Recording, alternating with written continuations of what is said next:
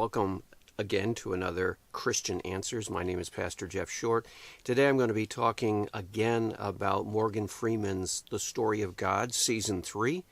And I did another video last week about The Story of God, Season 3, the beginning episodes, and talked a little bit about it. I want to talk a little bit more about it and deal with some of the later episodes in Season 3 of Morgan Freeman's The Story of God. Now, I said last week, I've said it before, I'll say it again this week, the program that Morgan Freeman is hosting had the potential to be a really interesting TV program. Why? Because he's dealing with some of the greatest questions of all time. He's dealing with the philosophy of religion. If you were to go to a college course on philosophy, you would run into philosophy of religion, and these are the very questions that are raised in a philosophy of religion course. For example, question of God, God's existence, questions of evil, what is sin, what is morality, how do we know right from wrong, how do we get forgiven, how is there forgiveness possible. You would deal with questions of revelation, authority, how do we know what we know? That's epistemology and philosophy, but it also has to deal with philosophy of religion. So there are all kinds of these questions that can be raised in a really interesting topic in philosophy of religion. So Morgan Freeman, in his program, The Story of God, Season 3, he raises a lot of these questions. Unfortunately, the format that he follows is inferior. The format is awful. It's terrible. And what is that format? The format is you raise an important question. For example, what is sin? Or the follow-up question, how can sin be forgiven? You raise these questions. But then what he does is he takes his camera crew all over the world. And he may visit Nepal. He may visit the Middle East. He may visit a Native American Indian tribe here on the North American continent. He may visit the Druids in Europe. He just goes all over the world with his camera crew. And he gets some great video. Actually, the video production is really good on this series. As you might expect, it's a National Geographic television show, and they have a big budget, so they spend quite a bit of money on the video production. And Morgan Freeman also goes all over the world, so it's a really complicated video production. It's a major league documentary, so he's going all over the world.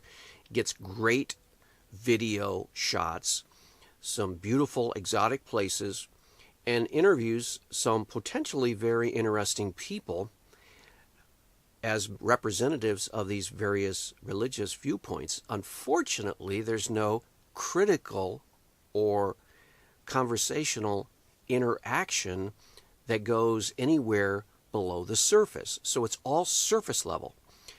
For example, one of the topics that he was dealing with was sin, and can sin be forgiven?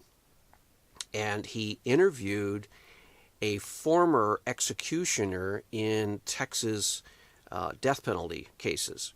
So this was the man who, for I believe it was 17 years, would pull the switch on a condemned criminal in the electric chair, or he would pull the switch and release the lethal injection. So he was the man who was in charge of actually killing these condemned prisoners, having been convicted on first-degree murder charges, and then they would turn him over to him, this executioner, and he would then pull the switch or pull the lever that would release the lethal injection. And he said that there were many, many, many prisoners that he actually killed in relationship to his job as executioner. No, well, it actually wasn't him who was making the choices to put these prisoners to death. It was the state. So he was an instrument of the state. Now, he said at first that was okay, but then he began to question whether the death penalty is okay. And then eventually he quit, and now he's an advocate. He's an anti death penalty advocate. And so one of the questions that Morgan Freeman asked him was, how did you reconcile two contradictory teachings in Christianity? On the one hand, the Ten Commandments says, thou shalt not kill, and on the other hand, it says in the Old Testament, eye for eye, tooth for tooth. So it seems to advocate the death penalty, but then in the Ten Commandments it says, thou shalt not kill, and that's a sin to kill. So then you have two contradictory viewpoints within the Judeo-Christian heritage. How do you put those together? And the executioner had no answer. And Morgan Freeman, I guess, acted like that was a paradox, that it was a contradiction, that there were no reconciliation for these two teachings. But if he had gone below the surface, if he had gone below just a simple layman chain of consciousness thought process, he would have interviewed people who study these matters, and they wouldn't even had to have been people that have studied these matters all their life or make a profession of studying them, like professors or theologians. He could have simply asked a knowledgeable Christian pastor, what about the two apparent contradictions, love thy neighbor and thou shalt not kill in the Ten Commandments, and then eye for an eye, tooth for tooth? If he had asked anyone with even a little bit of knowledge about this, he would have found out that the word in the Ten Commandments in Hebrew, thou shalt not kill, the word for kill does not necessarily mean any type of killing. See, so you have God giving Moses the command, thou shalt not kill, but then later telling Moses and the Jews to fight battles and kill the enemies and exterminate people who are in the promised land, who have become wicked and evil and dangerous, and so on and so forth. So is he saying, Morgan Freeman saying, that God actually gave two contradictory commands? One, thou shalt not kill, and then another, you should kill? No, it's not giving two contradictory commands. The answer is that the prohibition in the Ten Commandments never was an absolute prohibition against all killing. It was a prohibition against unjustifiable killing or murder or the unwarranted taking of a human life. It did not refer to cases of self-defense, or did not refer to cases where you're in a war. The Ten Commandments, thou shalt not kill, does not mean that you cannot go to war and fight an enemy. It does not mean that you cannot protect your family in self-defense if someone's coming after you. Now, all of these points that I just made are well known, and it wouldn't even take a theologian or a professor at a seminary to explain them. And yet Morgan Freeman didn't take the time, he and his writers did not take the time to seek out someone who had any greater knowledge than just this surface level knowledge that the executioner had. Now, the executioner that gave up his job with the state of Texas executing criminals, and who has now become an advocate for abolishing the death penalty, he is not a theologian, and it doesn't act like he knows much about theology from the Bible. So when Morgan Freeman interviewed him and he didn't have an answer, that doesn't mean Christianity doesn't have an answer. And as I just explained, Christianity does have an answer. Judaism does have an answer. And the answer is that in the Ten Commandments, thou shalt not kill does not refer to warfare and justifiable killing. There's always been an understanding on God's part, and he's always talked about this in the Bible, that there are times, you go to the book of Ecclesiastes, there's a times to kill and a time to save, a time to die and a time to live. You have to consider the context of what you're talking about. If you're talking about fighting a just cause in a battle, certainly you are able, and with God's blessing, to kill the enemy. That's pretty much the point of war. So if you're going to interpret the Ten Commandments in a false and irregular way, you're going to abolish all war. Well, that's not what the Jews did, and that's not what God wanted them to do. So obviously, we're talking about something deeper than what Morgan Freeman and this former executioner are talking about. So that's an example of Morgan Freeman punting when he really could have gotten into a very interesting question.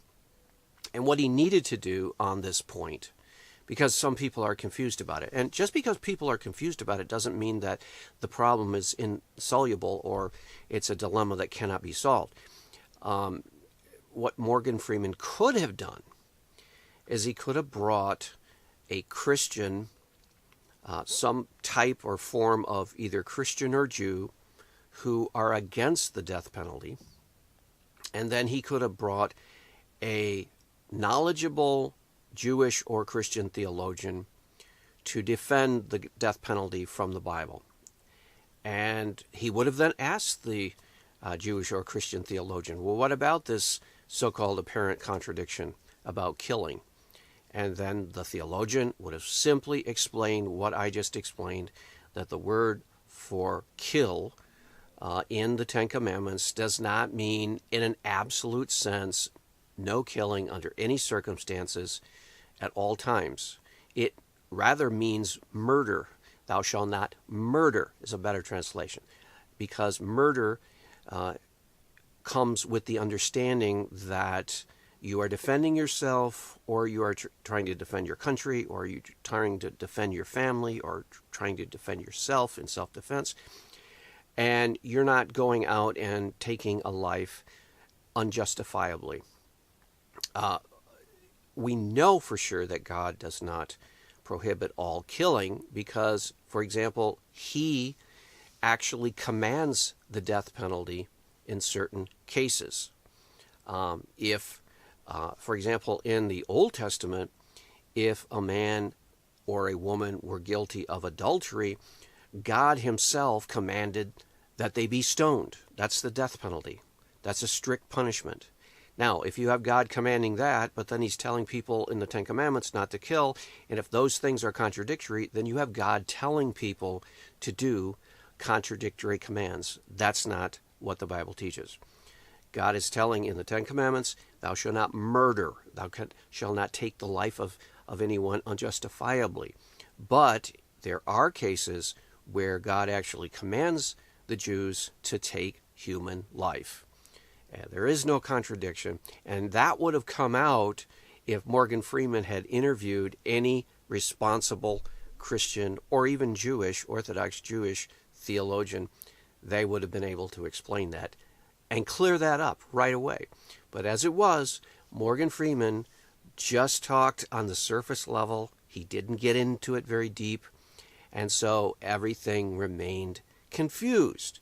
And he ended his segment in a state of perplexity because he didn't want to go deeper, because he didn't want to enter into any kind of debate or any kind of critical thinking, because that would have alienated some people in his audience, no doubt. But the thing is, if you're going to seek the truth, and you're going to do so honestly, you are going to offend some people. You're going to even anger some people. You're going to get people that disagree. You're going to get some conflict. You're going to get some pushback. But that's the way it has to be if you're really seeking the truth. You can't just end the segment on a religious question and just say, well, we may never settle this question. Well, if you're going to talk surface level, yeah, you're never going to settle any questions in religion or philosophy or any other area, because there's always going to be surface talk and chatter, and there's always going to be disagreement, especially if you don't even explore the issue very deeply. So that was the main criticism I have with this whole series, The Story of God. Great idea, explore these religious questions, but don't come into them thinking that you're going to solve these questions in the matter of a 2 or 3 minute conversation with someone. Or don't think that if you just survey all the different religious perspectives on these questions, you're going to come to a definitive answer within the length of a TV show. You have to deep dive into these questions and be willing to stick with it.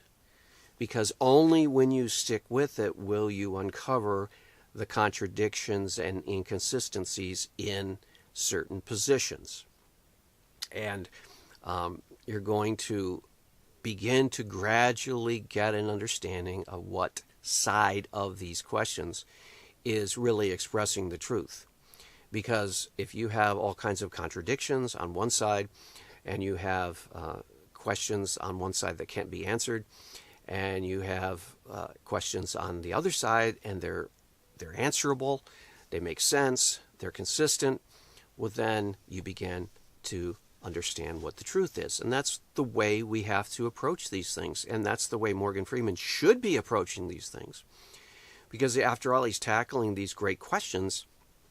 He just needs to narrow his focus down. One of the other things in this series, The Story of God, Season 3, is that the episodes are not strictly focused.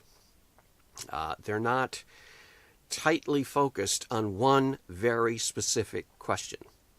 They seem to be asking like a general question, and then when they go to these different representatives of different religions, these guys give some general vague answers, and those are all thrown into the pot. And to be honest, Morgan Freeman is probably not the guy to really pull this off as far as the series and the topics and the conversation. I don't think he's theologically equipped. I'm not sure he is intellectually equipped as far as actually able to come up with the questions and articulate the questions in a way to each representative of the religion.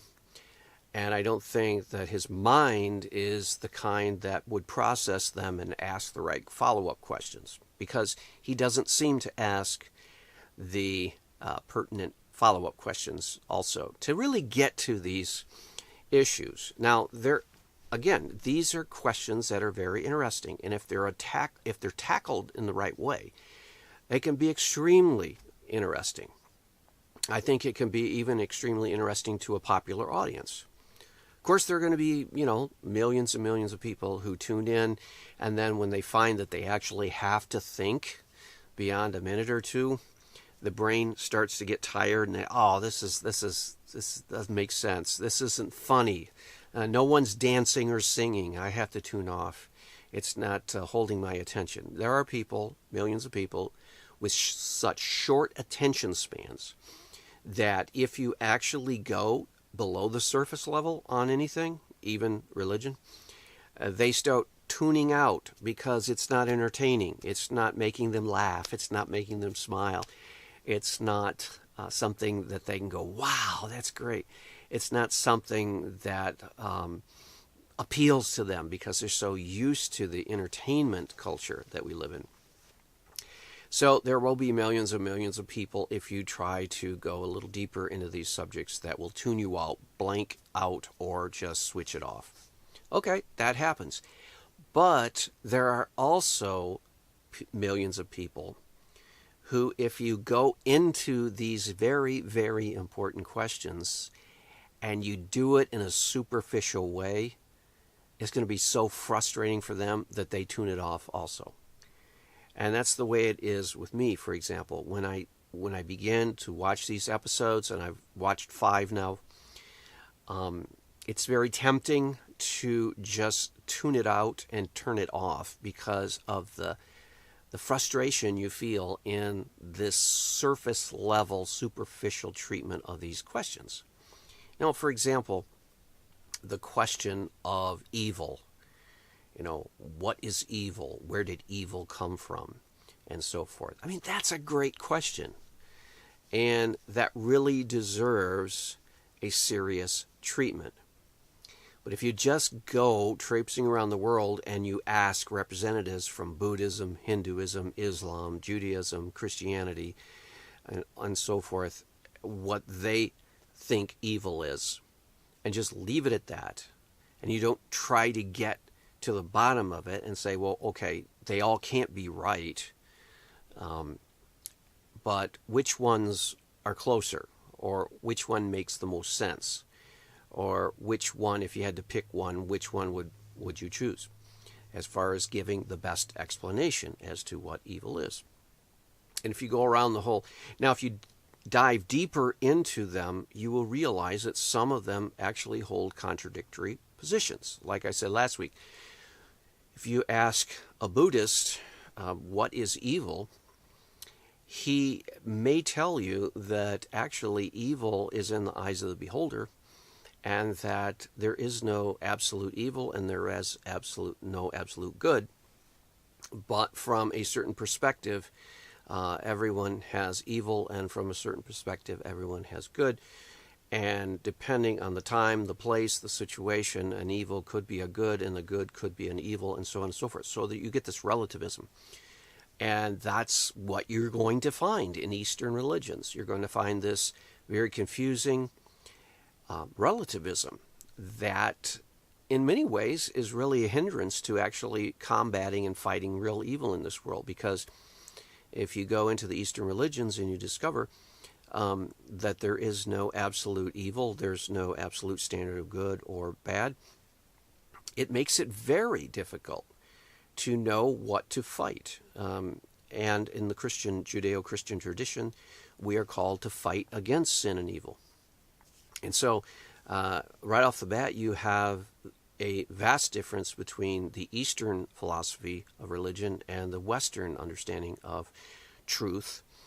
And the Eastern philosophy is very confusing because you're not quite sure what good is and what evil is. And when you go to the West, at least, even though there is disagreement on certain particular points of what is good and what is bad, there is the understanding that there are absolute goods and there are absolute bad, and these come from the very nature of the one God.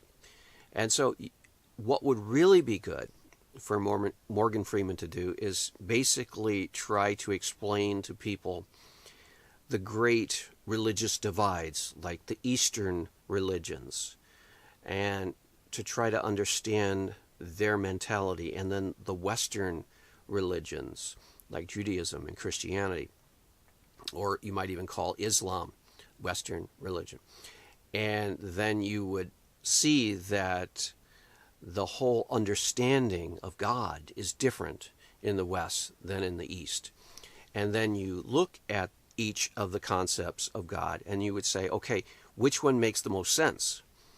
Now, Morgan Freeman wouldn't have to actually come out and say which one makes the most sense, because after all, that would be a very strong value judgment, and he may not want to do that. But at least he could have representatives try to explain and go deeper into why they believe that God, for example, in the East, is not personal, and why Judeo-Christian tradition in the West believes that God is a personal being, that personality is behind everything in the universe. And so you would be able to at least get deeper than this simply taking a poll of each religion and saying what they believe and then leaving it at that. That's very frustrating. And so I think the Story of God, Season 3, it continues that same format as it did in Season 1 and Season 2, and that is you raise these important questions and you visit these centers of these different religious traditions, like you visit Nepal and you talk to a Buddhist priest there. But it continues that same format of asking rather superficial questions and no real in-depth follow-up questions. And so on an intellectual level, on a spiritual level, the series just strikes out. It doesn't challenge viewers to explore any deeper, because it just gives these superficial and trite answers. And then at the end, it basically just tells everybody to, believe whatever appeals to them. That's the way that Morgan Freeman seems to evaluate these answers that he receives from different representatives of religion. It just seems like Morgan Freeman's basis for judging is what strikes him as interesting or strikes him as intriguing or seems to have some kind of, makes him wonder, or there isn't any kind of thought process that leads him to believe some conclusion. It's more of just an intuition. Oh, that's nice. That's a nice thought. Like I gave the example last week where he was asking how to deal with evil. And in the Christian tradition, you have Jesus and the disciples casting out evil spirits from people. Okay, telling them to leave, forcing them to leave. These fallen angels, who are now demons, are seen as evil and bad and need to be pushed out, cast out, and punished for their evil. Well, Morgan Freeman explained in the last week's video that I talked about, where he went to a Buddhist monastery, and in the Buddhist monastery, how they deal with evil spirits, they invite the evil spirits to come into the monastery and try to make friends with them by offering them beer and some kind of offerings, with the hope that they can convert the evil spirits into good spirits, which is utterly nonsense. And Morgan Freeman seemed to be very intrigued by that approach, and he liked that approach. It's more humane than the Judeo-Christian approach or the approach of Jesus and the disciples. Well, okay, yeah, he liked it. It was a nice thought. It seems to be a kind and inspiring thought that you could actually change an evil spirit into a good spirit. Reality, bottom line, that's foolishness. You're not going to change an evil spirit by inviting it, by befriending it, and trying to convert it. Why? Because Jesus didn't do that when he dealt with evil spirits. If the Son of God wouldn't or couldn't convert an evil spirit or try to convert the devil to be good, then we shouldn't mess with that either. It's a futile project.